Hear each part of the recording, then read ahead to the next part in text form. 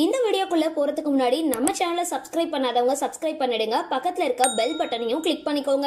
வாங்க வீடியோக்குள்ள போகலாம். திரைப்படங்கள்ல எப்படி சில சகோதர சகோதரிகள் நடிச்சிட்டு வராங்களோ அதே போலதான் சில அண்ணன் தங்கை மற்றும் அக்கா தம்பிகள் சீரியல்லையும் நடிச்சிட்டு இருக்காங்க.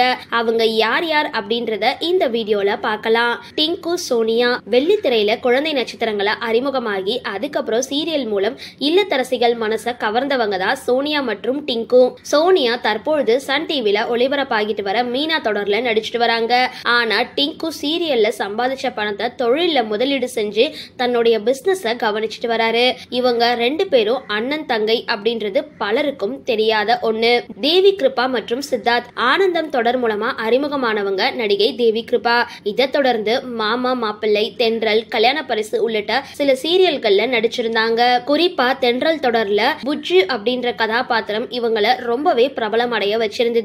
இதை தொடர்ந்து இவங்களுடைய தம்பி சித்தார்த்தும் தெய்வ மகள் அப்படின்ற ஒரே ஒரு சீரியல்ல மட்டும் நடிச்சிருந்தாரு. இவரோட நடிப்புக்கு நல்ல வரவேற்பு கிடைச்ச போதிலும் சில காரணங்களால தொடர்ந்து இவரால சீரியல்ல நடிக்க முடியாம போயிருந்தது. மித்ரா குரியன், டானி குரியன். மலையாள நடிகையான மித்ரா குரியன் காவலன் படத்துல விஜய்க்கு ஜோடியா நடிச்சவங்க.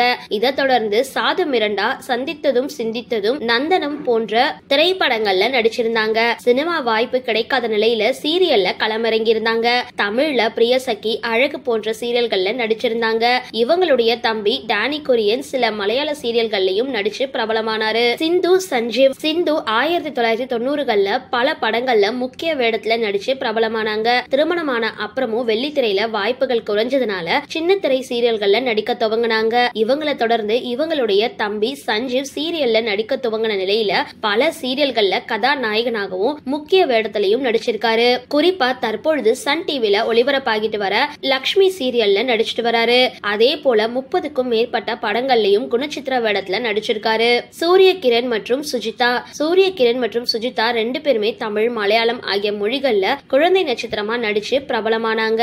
சூரிய கிரண் சின்ன வயசுல நடிப்புல கவனம் செலுத்தி இருந்தாலும் பின்னர் இயக்குனரா மாறினவரு. தெலுங்கு பிக் பாஸ் நிகழ்ச்சியில கலந்து கொண்ட இவரு கடந்த 2020ஆம் ஆண்டு உயிரிழந்தாரு.